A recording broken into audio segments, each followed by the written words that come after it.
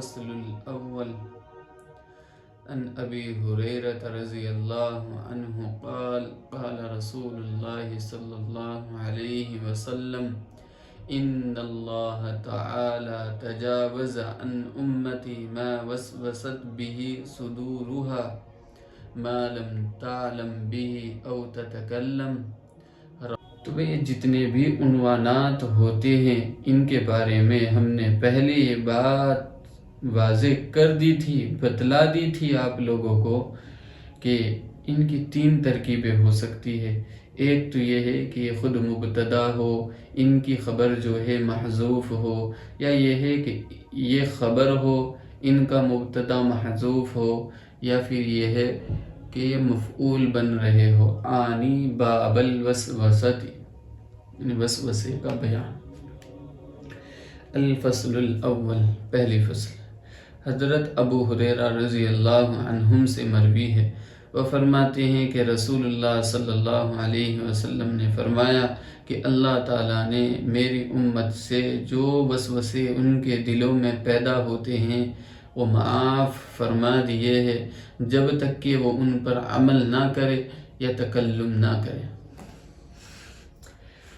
اگر عمل کرنے والے ہیں تو ان پر عمل نہ کرے جب تک کوئی پکڑ نہیں ہے، اور اگر قولی ہے یعنی بولنے والے ہیں تو ان پر جب تک تکلم نہیں کرے گا، ان کلمات کو اپنی زبان سے نہیں بولے گا، اس وقت تک کوئی پکڑ نہیں ہے۔ یہ چیز بیان فرمائی ہے۔ اب بھائی وسوسے کی حقیقت سنو۔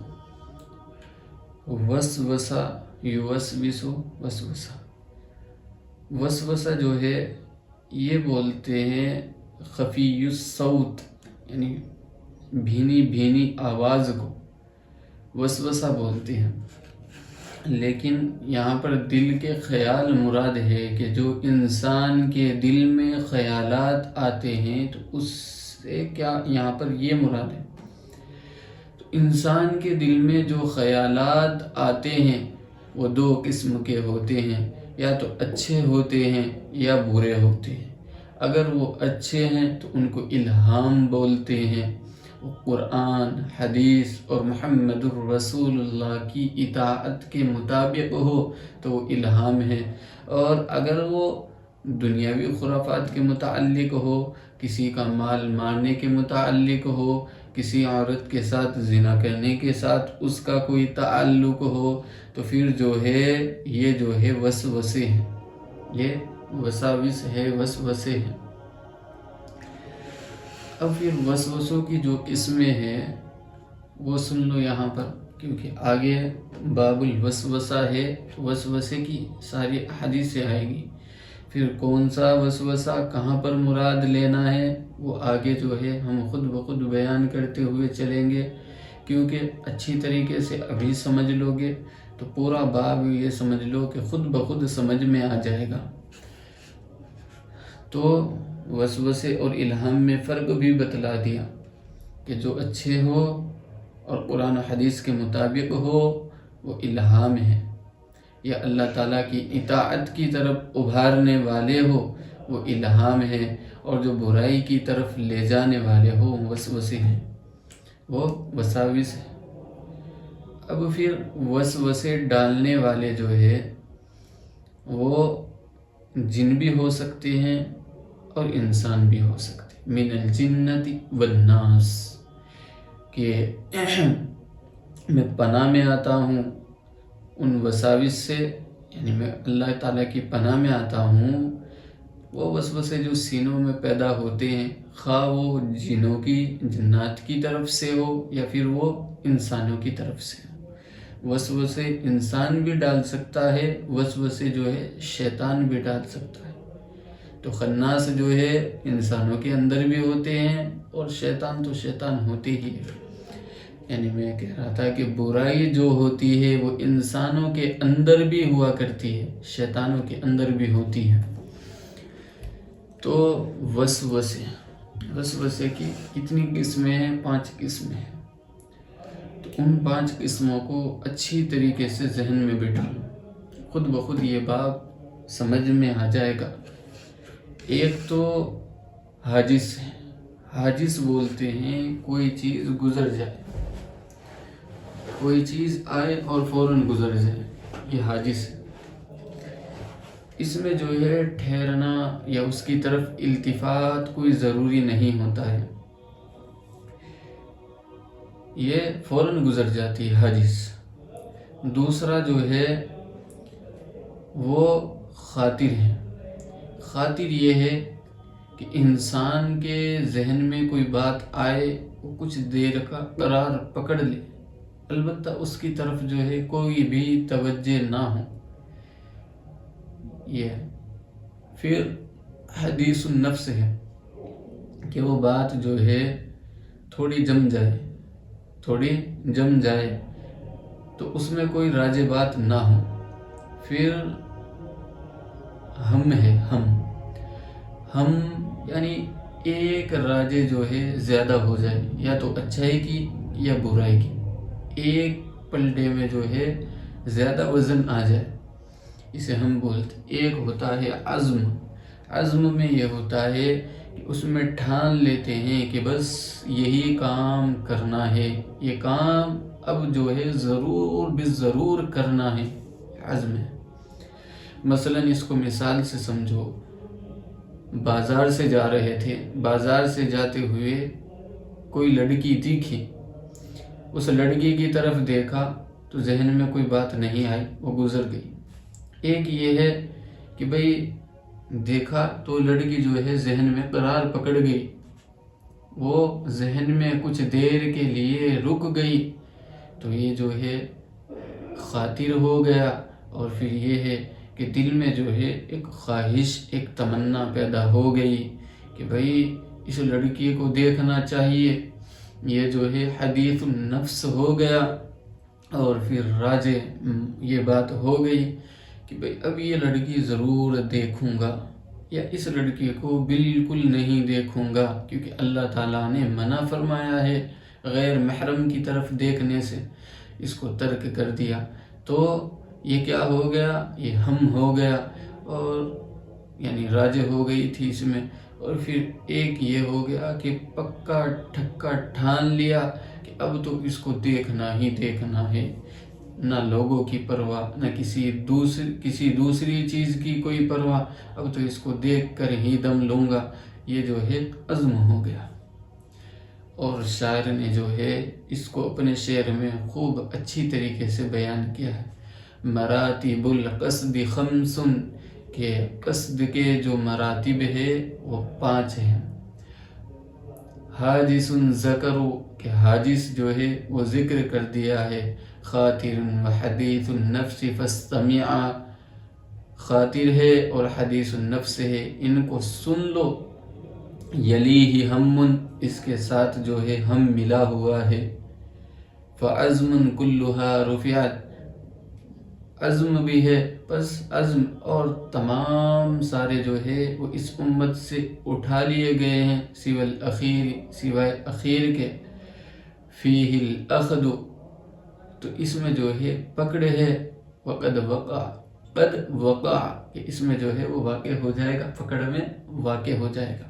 تو جو پکڑ ہوگی وہ جو ہے اخیر کے میں ہوگی، وہ عزم میں ہوگی یا ہم میں ہوگی. سوى الاخیر، سوائے اخیر کے جو ہے اور کسی چیز میں کوئی پکڑ نہیں ہوگی. یہاں پر یہ چیز بیان کی گئی ہے. تو بھئی یہ چیز اچھی طریقے سے سمجھ میں آ گئی تو اب جو ہے خود بخود سمجھ میں آتا چلا جائے گا. ان اللہ تعالی تجاوز عن امتی ما وسوست به صدورها ما لم تعمل به او تتکلم، کہ جب تک کہ ان پر عمل نہ کرے یا تکلم نہ کرے. تو یہاں پر کون سے مراد ہے عمل کرنے سے، کون سے اور ہو؟ تو میں نے ابھی بتلایا جو پکڑ ہے وہ عزم کے اندر ہے، باقیوں میں کوئی پکڑ نہیں ہے.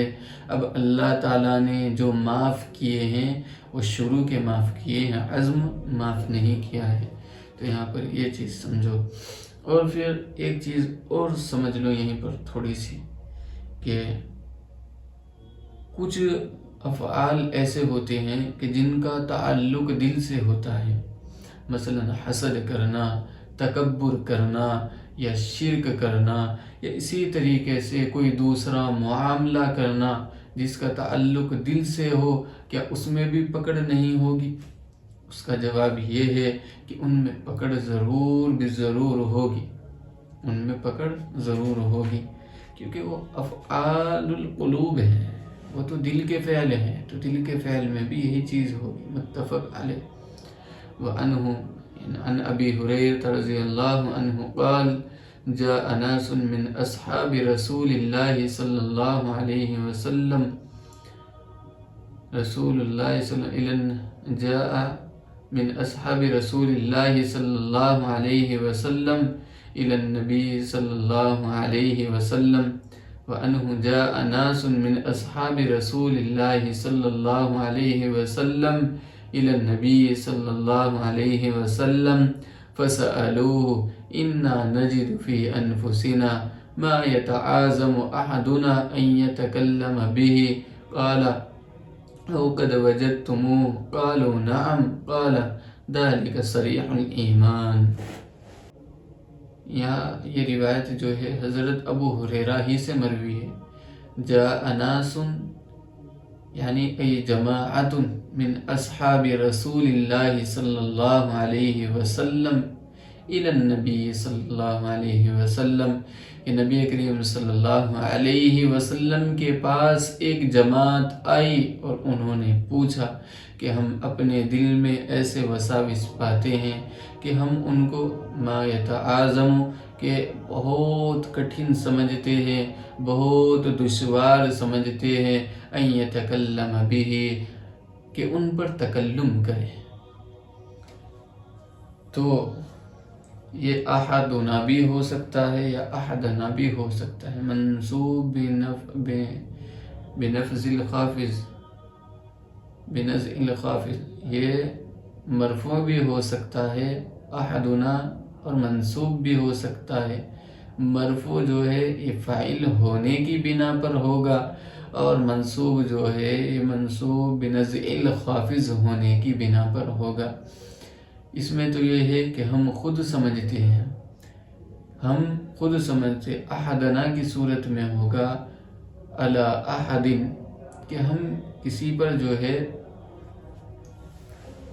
کسی کو جو ہے، جو آدمی یہ سمجھتا ہے ہم اس کو جو ہے بڑا سمجھتے ہیں، یعنی بہت دشوار ہے یہ ایسے وساوس کا لانا، ان یتکلم به ای علی احدنا، کہ ہم تکلم کرے کسی چیز، او قد وجدتموہ کیا تم یہ چیز پاتے ہو، او یہ جو ہے استفہام تقریری کے لیے ہے، اور واو جو ہے یہ عطف کے لیے ہے، یہ دلالت کر رہا ہے محذوف پر۔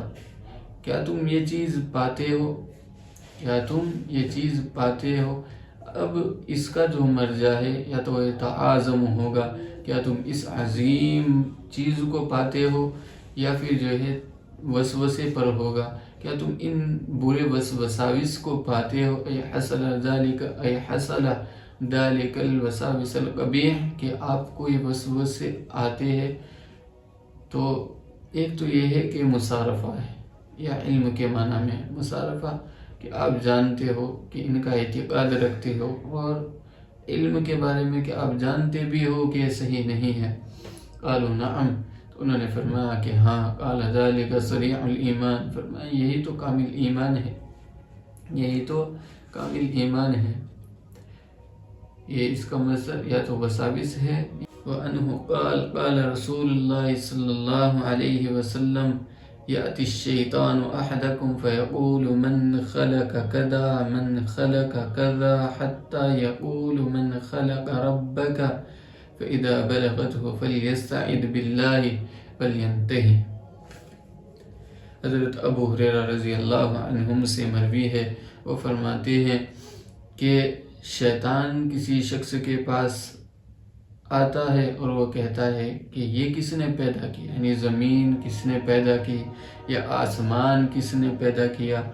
پہلے سے مراد آسمان لو، دوسرے سے مراد جو ہے زمین لو، یا اس کے برعکس کر لو۔ حتی یقول، یہاں تک کہ وہ کہتا من خلق ربک، کہ تیرے رب کو کس نے پیدا کیا۔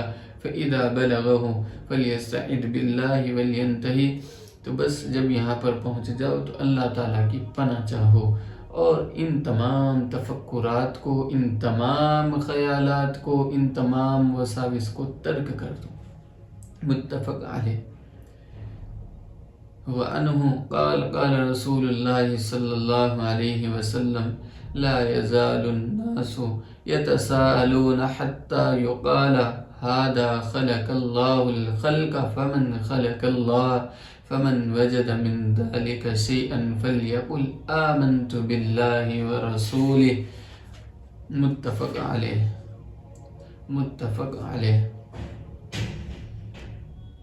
حضرت ابو ہریرہ رضی اللہ عنہ فرماتے ہیں کہ نبی کریم صلی اللہ علیہ وسلم نے فرمایا، رسول اللہ نے فرمایا کہ کچھ لوگ جو ہے مسلسل یہ سوال کریں گے اور وہ یہ کہیں گے یہ اللہ نے پیدا کی ہے، بس اللہ کو کس نے پیدا کیا ہے؟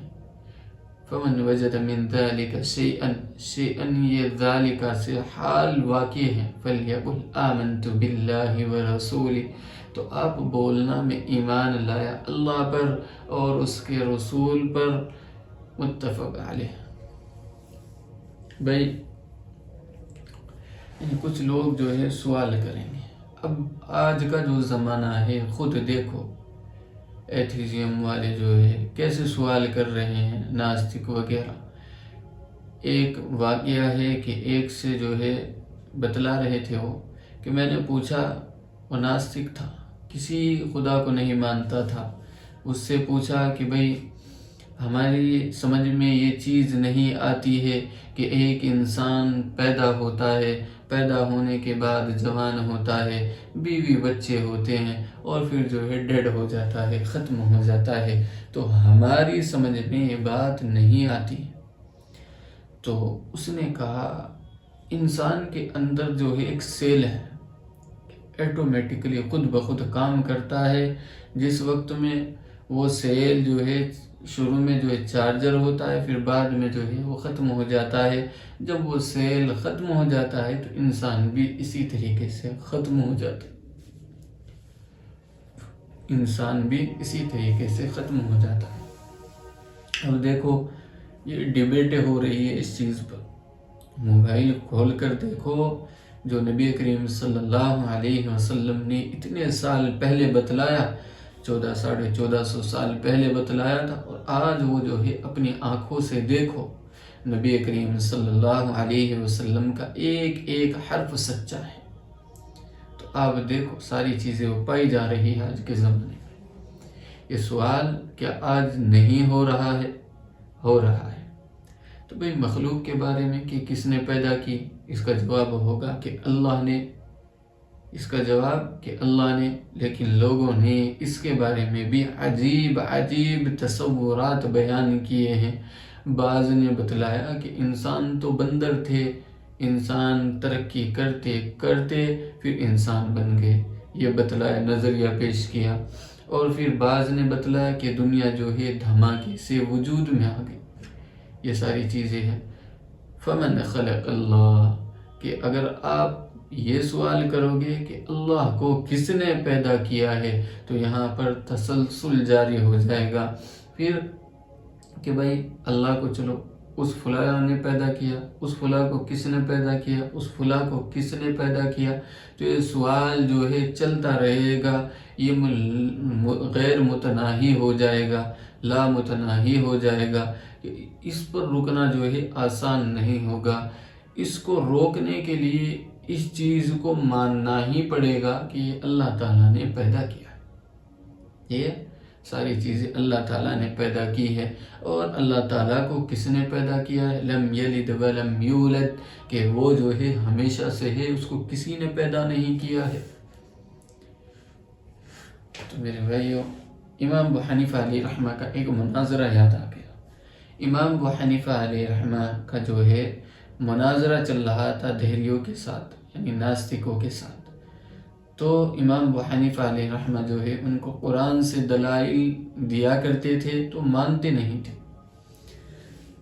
ایسے ہی مناظرہ چلتا رہا. ایک دن جو ہے امام ابو حنیفہ علیہ رحمہ جو ہے کچھ دیر سے آئے، اور دیر سے آنے پر جو ہے وہ لوگ یہ سوچنے لگے کہ بھئی آج جو ہے ہارنے والے ہیں، اس وجہ سے دیر کر آئے ہیں، ورنہ تو یہ تو جو ہے وقت پر آ جایا کرتے تھے، تو آج ہارنے کی وجہ سے دیر کر آئے ہیں. تو پوچھا کہ آج کیوں دیر کر آئے ہو، اتنی لیٹ کیوں آئے ہو؟ تو امام ابو حنیفہ علیہ رحمہ فرمانے لگے کہ بھئی بات ایسے ہے کہ میں جہاں سے آیا کرتا تھا وہاں پر راستے میں ایک نہر پڑتی ہے، تو روز جو ہے میں اس نہر کو پار کر لیا کرتا تھا، لیکن آج اس کے اندر جو ہے پانی خوب زیادہ تھا، میں استطاعت نہیں رکھتا تھا، میں طاقت نہیں رکھتا تھا کہ اس کو پار کروں. تو آج اچانک ایک واقعہ ایسے ہوا کہ ایک پیڑ خود بخود کٹا، اس سے جو ہے تختے چر گئے. تختے چرنے کے بعد جو ہے اس کے اندر خود بخود کیلیں ٹھوکی. کیلیں ٹھوکنے کے بعد جو ہے کشتی تیار ہوئی، اور میں اس کشتی میں جو ہے بیٹھ کر آیا ہوں. تو سب دہریے جو ہے وہ کہنے لگے کہ بھئی ایسا نہیں ہو سکتا، ایسا نہیں ہو سکتا. تو انہوں نے فرمایا کہ جب ایسا نہیں ہو سکتا، جب ایک چھوٹی سی کشتی خود بخود نہیں بن سکتی ہے، تو اتنی بڑی زمین اور آسمان بغیر کسی بنانے والے کے کیسے بن سکتی ہے؟ تو دہریے جو ہے خاموش ہو گئے، اور پھر کہنے لگے کہ اب آپ کا اللہ کہاں پر ہے؟ اب آپ کا اللہ کہاں پر ہے؟ تو امام ابو حنیفہ علیہ رحمہ نے چراغ دکھلایا. بعض جگہ اردو کی میں پڑھا چراغ، اور ایک جگہ پڑھا دودھ، کہ دودھ لایا. اس سے پوچھا کہ اس کے اندر جو ہے گھی موجود ہے؟ وہ کہنے لگا کہ ہاں. کہ لاؤ نکالو. کہ نہیں نکلے گا. کیوں؟ کہ اس کا ایک پروسیس ہوتا ہے. تو اس سے فرمایا کہ اللہ کو دیکھنے کا بھی ایک پروسیس ہے، وہ مرنے کے بعد دکھائی دیں گے. لا تدرک الابصار وہو یدرک الابصار، کہ اللہ تعالیٰ کا کوئی احاطہ نہیں کر سکتا ہے. یا یہ ہے کہ چراغ سامنے رکھا، چراغ سامنے رکھنے کے بعد پوچھا کہ بتلاؤ اس کی روشنی کدھر ہے؟ اس نے کہا کہ چاروں طرف ہے، ہر جگہ ہے. تو امام ابو حنیفہ علیہ رحمہ نے فرمایا کہ میرا خدا بھی ہر جگہ ہے، میرا خدا بھی ہر جگہ ہے. تو پھر اس نے پوچھا کہ اچھا یہ تو بتلاؤ کہ آپ کا خدا اب کیا کر رہا ہے؟ تو امام ابو حنیفہ علیہ رحمہ نے فرمایا کہ بھئی یہ عظیم سوال ہے، آپ کو جو ہے نیچے بیٹھنا پڑے گا، آپ کو جو ہے نیچے بیٹھنا پڑے گا. تو وہ شخص جو ہے نیچے بیٹھ گیا اور فرمایا کہ میرا جو خدا ہے آپ کو اونچی جگہ سے نیچے اتار کر جو ہے فی الحال ذلیل کر رہا ہے، یہ میرا خدا کر رہا ہے. تو میرے بھائیو، پھر پوچھا کہ اچھا خدا ہے کتنے؟ تو حضرت نے بڑا پیارا جواب دیا کہ چاہے بتلاؤ 5 سے پہلے کیا ہے؟ کہ 4. کہ 4 سے پہلے کیا ہے؟ 3. 3 سے پہلے کیا ہے؟ 2. 2 سے پہلے کیا ہے؟ فرمایا 1. کہ 1 سے پہلے کیا ہے؟ تو اس نے کہا 0. کہ 0 سے پہلے کیا ہے؟ کہ کچھ نہیں. تو فرمایا کہ میرے خدا سے پہلے بھی کچھ نہیں، میرے خدا کے بعد میرے خدا نے یہ ساری چیزیں پیدا کی ہے، یہ میرے خدا کی ایجاد ہے، میرے خدا سے پہلے کوئی دوسری چیز موجود نہیں ہے.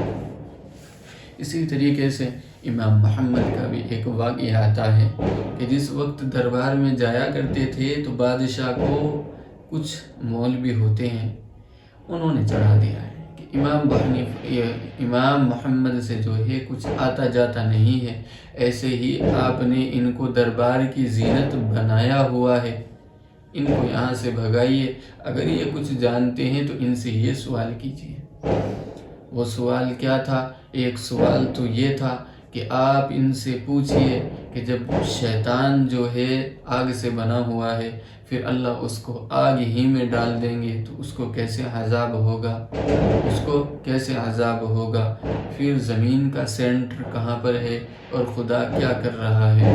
تو امام محمد علیہ رحمہ جو ہے دربار میں آئے، اور آنے کے بعد جو ہے بادشاہ کا چہرہ جو ہے بگڑا ہوا تھا، سمجھ گئے. پوچھا اے بادشاہ سلامت، کیا بات ہے؟ تو اس نے کہا کہ آج جو ہے مجھے آپ سے چند سوال کرنے ہیں۔ پوچھا کہ کیا سوال کرنے ہیں؟ تو کہنے لگا کہ یہ سوال ہے۔ تو حضرت نے جو ہے درباریوں میں سے ایک کو بلایا اور فرمایا کہ بھئی ایک مٹی کا ڈھیلا لاؤ۔ جب وہ مٹی کا ڈھیلا لایا تو حضرت نے کس کر اس کے منہ پر دیا اور فرمایا کہ بتلاؤ یہ انسان مٹی کا بنا ہوا ہے اور اس کو درد ہوا ہے یا نہیں ہوا؟ تو وہ کہنے لگا کہ ہاں درد ہوا ہے۔ فرمایا کہ شیطان کو بھی ایسے ہی درد ہوگا۔ پھر دوسرا جو سوال کیا وہ یہ کیا کہ زمین کا سینٹر کہاں پر ہے؟ تو حضرت جہاں پر کھڑے ہوئے تھے تو فرمانے لگے کہ زمین کا سینٹر یہیں سے ہے، ڈالو کنڈے، یہاں سے ناپنا شروع کر دو۔ پھر فرمایا کہ تمہارا خدا کیا کر رہا ہے؟ تو حضرت نے یہ جواب دیا کہ بادشاہ سلامت آپ اس شاہی کرسی سے اتریے اور مجھ کو وہاں پر بیٹھنے دیجیے۔ حضرت وہاں پر بیٹھے اور فرمانے لگے کہ میرا خدا اب یہ کر رہا ہے کہ آپ کو شاہی کرسی سے اتار کر نیچے بٹھا کر ذلیل کر رہا ہے اور مجھے شاہی کرسی اوپر بٹھا رہا ہے۔ تو میرے بھائیو، ایک بڑھیا سے پوچھا کہ بتلا کہ تو نے خدا کو کیسے پہچانا؟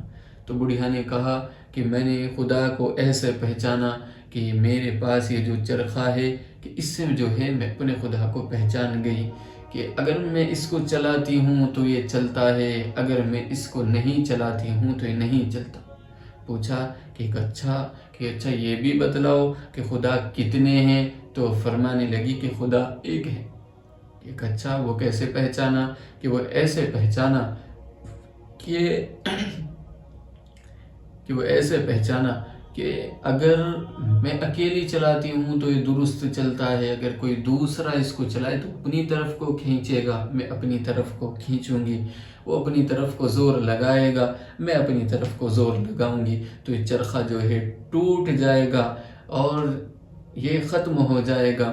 جب یہ چھوٹا سا چرخہ ایک شخص سے چلتا ہے تو جو دنیا کا نظام ہے یہ بھی ایک صرف اور صرف اللہ چلا رہا ہے۔ اگر دو خدا ہوتے تو جس طریقے سے یہ چرخہ ٹوٹ جائے گا اسی طریقے سے دنیا اب تک ختم ہو جاتی۔ امام شافعی نے فرمایا کہ میں نے جو ہے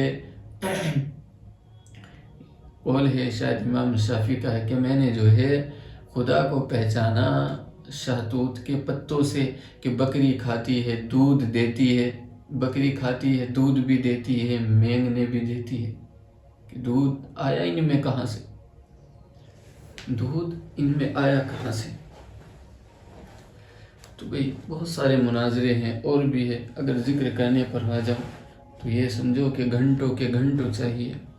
فمن خلق اللہ، بس اللہ کو کس نے پیدا کیا، فمن وجد من ذالک شیئا، یہ ذالک سے حال واقع ہے۔ جب آپ ان چیزوں کو پائے فلیقل، تو آپ یہ کہیے آمنت باللہ ورسولہ، کہ ان وساوس سے جو ہے کچھ نہیں ہونے والا، یہ وساوس تو کچھ بھی نہیں ہے، میرا تو ایمان اللہ پر ہے اور رسول پر ہے، جو اللہ نے بتلا دیا وہ حق اور سچ ہے، جو محمد الرسول اللہ نے بتلا دیا وہ حق اور سچ ہے۔